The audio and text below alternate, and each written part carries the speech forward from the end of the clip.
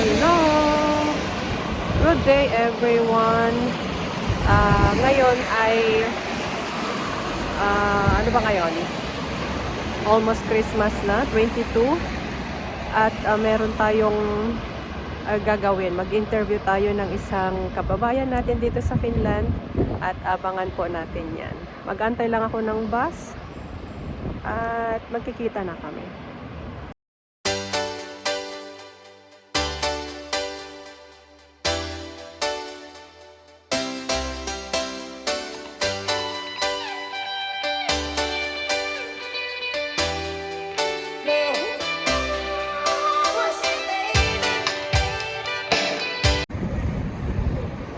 Nag-i-snow siya. Medyo makapalang snow. 0 degree. Kaya, ayan, nag-i-snow. Ganda, oh. Alam ko kung nakikita nyo. Dito na ako sa center. Yay! Wala akong makitang wala akong makuhang snow. Pero ang ganda.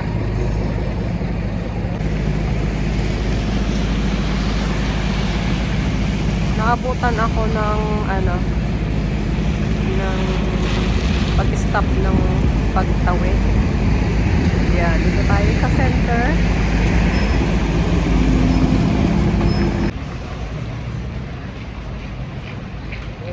Pumupunta sa mata ko yung pumupunta sa mata ko yung snow. Diyan kami magkikita sa Kauppahal Lake. Hello everyone! Hello! Hello! Welcome back to our channel. And ngayong araw na to ay meron tayong kaibigan na i-interview, si Marilyn. So let's start. And sa ating mga question.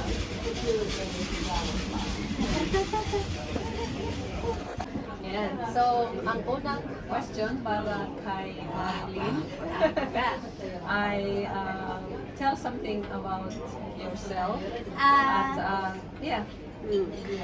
Hello sa inyo lahat. Ako si Marilyn. At ako ay taga Negros. Kulay pa lang halata na, Negros. Ayan. At ako po ay nakapag-asawa ng Finnish. Taga Finland po. Finland. Ayan. Okay. So, ang salita niyo sa Negros ay Bisayang. Bisaya. Bisayang gamay. Okay. Yun. So, paano ka napunta dito sa Finland at ilang taon ka na dito?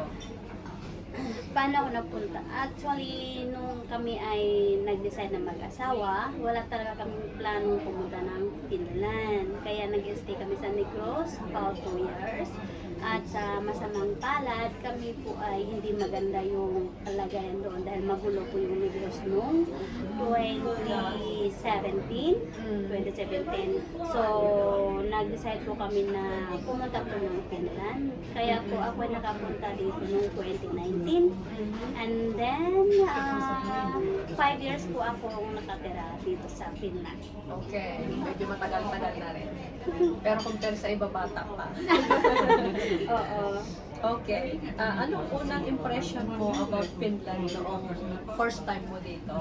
Nung first time kong pumunta dito ng 2019, yun ay si first time at wala akong at least nag-learning kami sa pagkain. Doon sa Pilipinas pa lang, nag-learning na kami sa pagkain dito na walang rice. Oo. Walang rice. And of course, sa weather, wala talaga ka-experience. Kaya sabi ko, oh, ang lamig. Makita mo yung mga auto, yung mga puti-puti, yung mga... So, sabi parang, kaya ba? Kaya ko ba?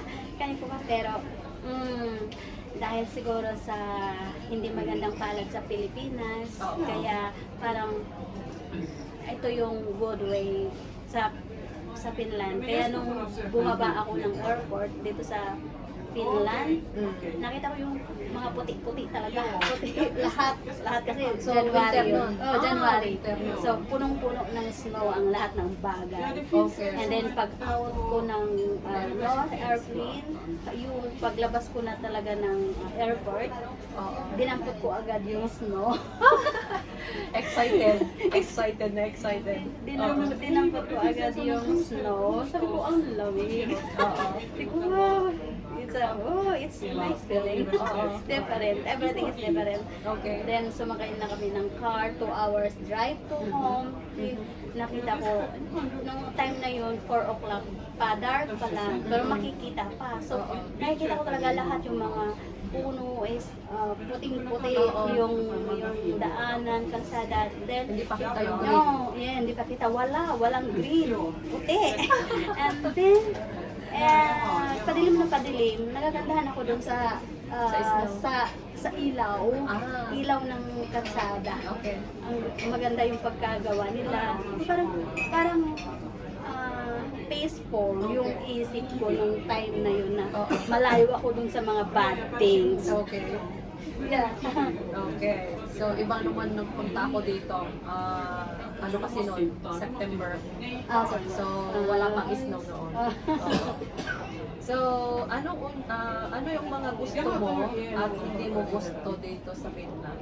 Una-una sa gusto mo. Ang gusto ko dito sa Finland yung nakasama ko yung asawa ko, no? Hindi na ko yung malayo. Oo. And then, gusto ko na yung snow. Kasi then, naglinis ako ng snow. Sa food naman, dahil na kami sa food. Ang asawa kasi, nag-aaral din siya ng Filipino food. So, ano yung gusto namin, kinakain namin. Pero sa pagkain, wala talaga akong pilig sa Finnish food. Okay. So, gusto mo yung mga Finnish food? Gusto ko yung mga Finnish food. Maliban lang doon sa mga ibang cultural like Arabic food. Yeah. But Finnish food is good. Then weather, ano pa yung gusto ko dito? At least doon sa napuntahan ko. Doon sa napuntahan ko na lugar dito sa Finland, ang mga tao, palakaibigan, palabati, palakaibigan. Pero ano yung in 5 years, nakita ko dito, talaga yung ano yung totoo. Oo. Ano yung totoo? Yung totoo. Bulgaran. Hindi ko gusto hindi ko gusto yung culture, yung Like what? napaka-serious. Oo, ako rin. Serious, tapos yung Seryoso ako, pero hindi ko gusto yung masyadong seryoso. hindi palangiti, hindi palabati. Wala yan dito. Pag ikaw palabati o palangiti sa kanila, iba na ang dating sa Oo, kanila yan. kilala mo kita. Sino ka? Oo, iba na sa kanila yan. So, doon ko na-realize na, ganito pala dito. Ano pa? Yung weather. Ayaw ko dito yung umuulan yung month ng November. Madilim yan. Yung walang araw, papunta na sa walang araw, madilim, umuulan, cold, para tingnan din yung lamig. So, tapos, ayaw ko yun, yung madulas.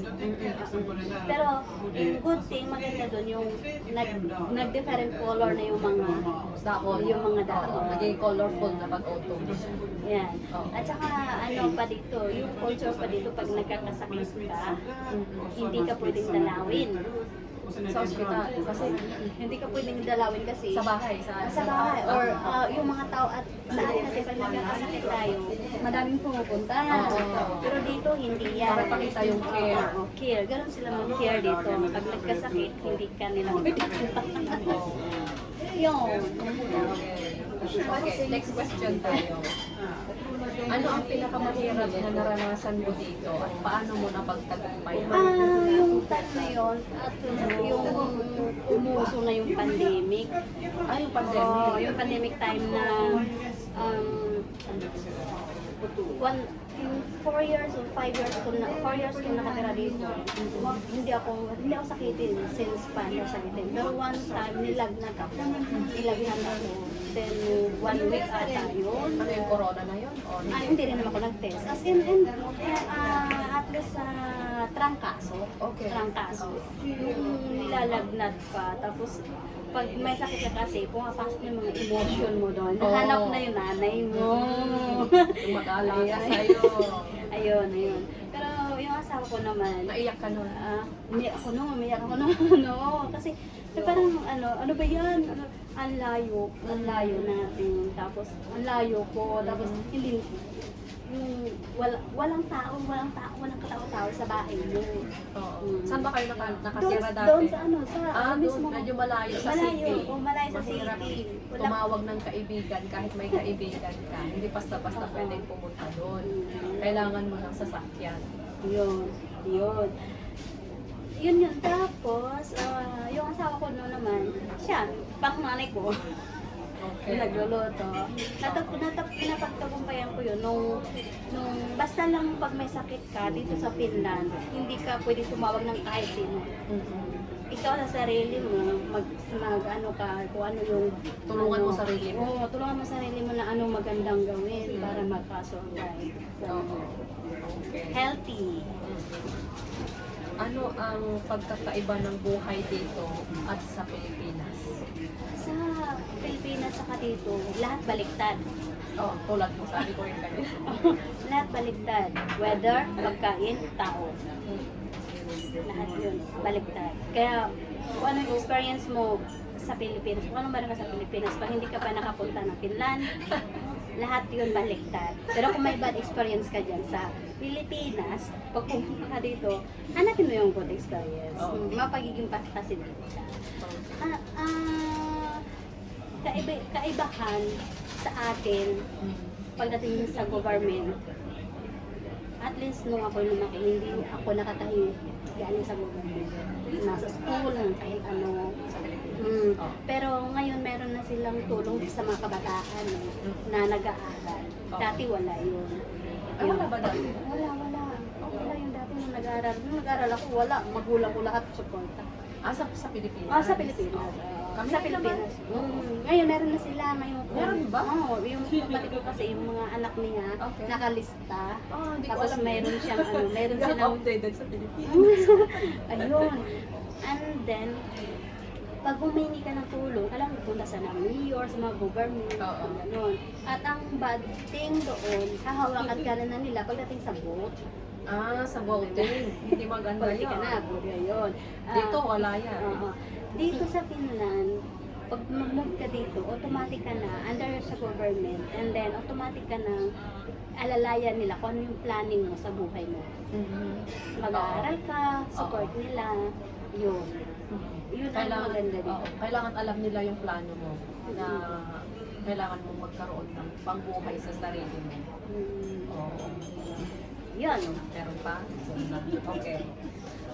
Tell more about sa mga experience mo dito, like work, anong trabaho mo ngayon. Okay, lahat yan. Anong trabaho mo dito? It's okay. Oo. Nung dumating Trabaho ako, yan. Importante trabaho. yeah, dito is time is gold. Oo. Kailangan kang trabaho o school. So, nung dumating ako, before pa ang school lang with school, nakapag-practice work na ako sa grocery. Ako rin. Sa grocery. Practice. And then, nag-school ako in 2 months lang. Wala, ang late. Ang late lang.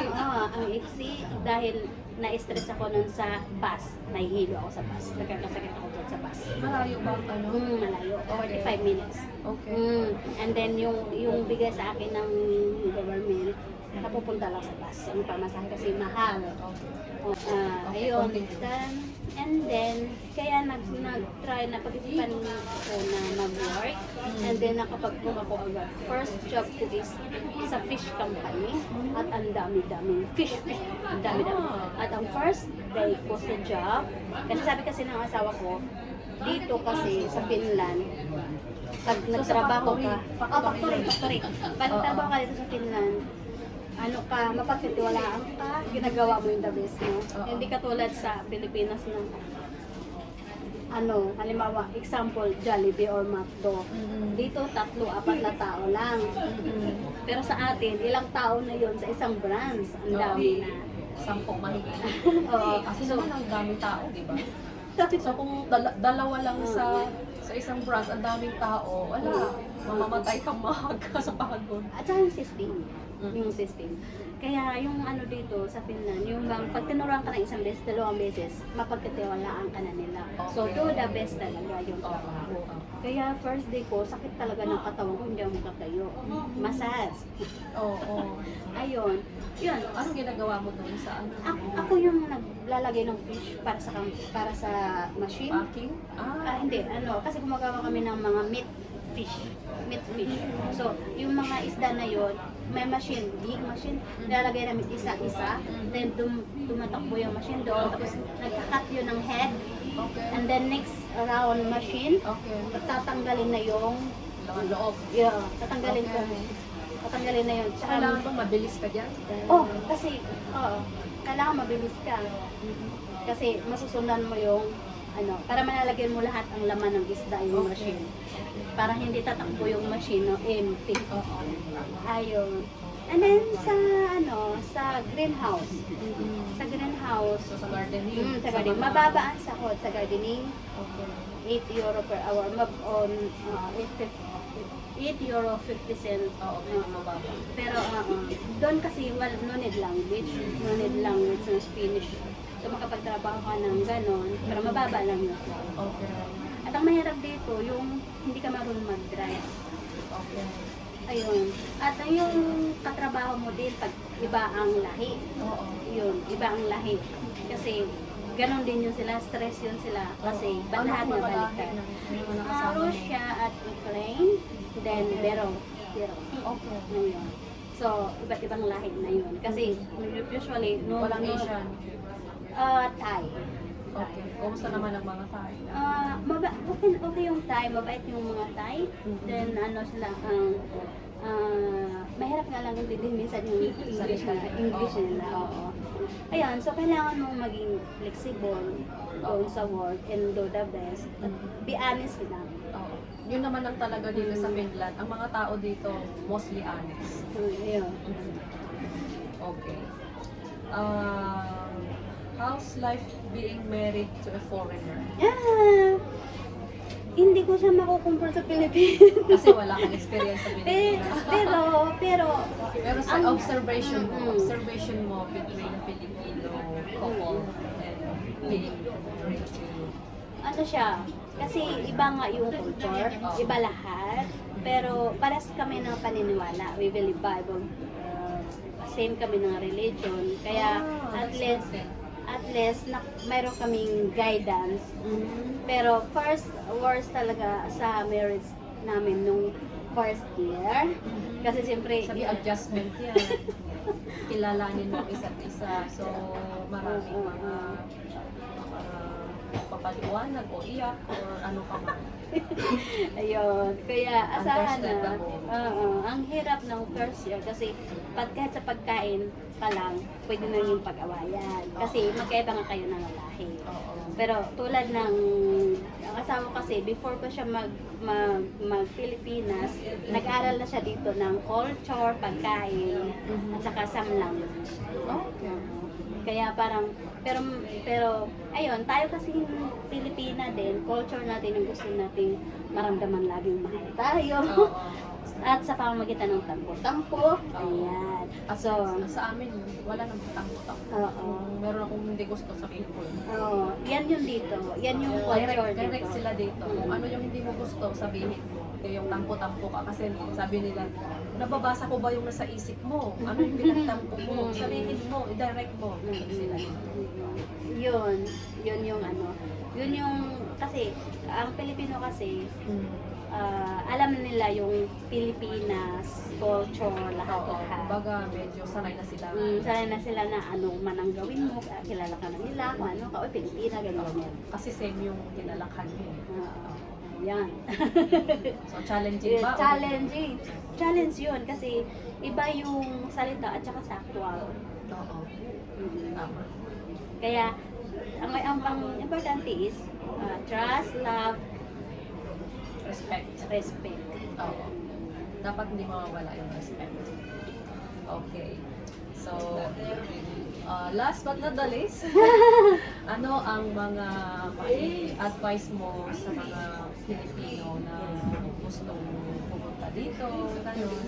Kasi nandito nga tayo sa Finland, so kung nagbabalak mo gustong mag-ibang bansa, lalong-lalo dito sa Finland. Ang gusto ko sabihin, welcome.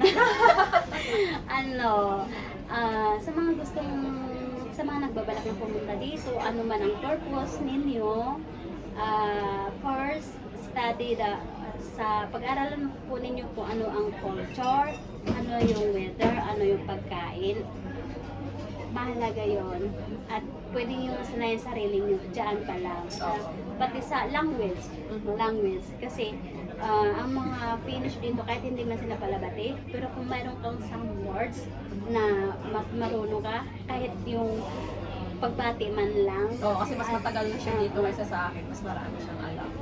Yun, natutuwa sila. At ang Finnish people, pagka nakita nila na mabait ka, mapagkatiwalaan ka, dyan talaga ang loob mo. Yung loob talaga nila, nakukuha mo na. Okay. Yun. Basta magpakatotoo ka lang. Yun, mahirap, pero hard work talaga. Pilipino tayo eh. Pilipino tayo, hard Saan work. tayo mapunta? Iiyak tayo, normal yan.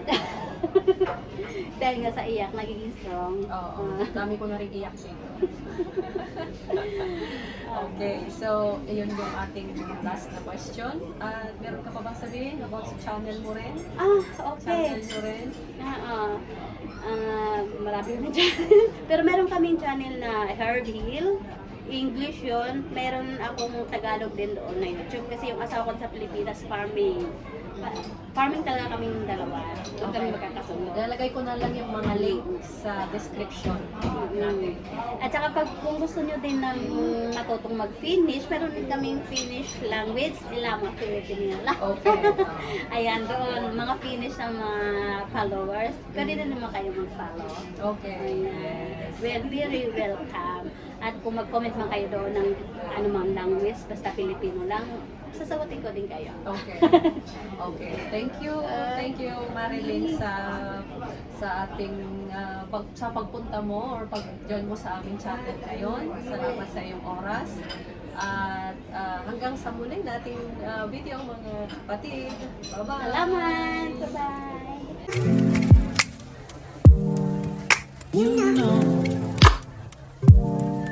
I begin to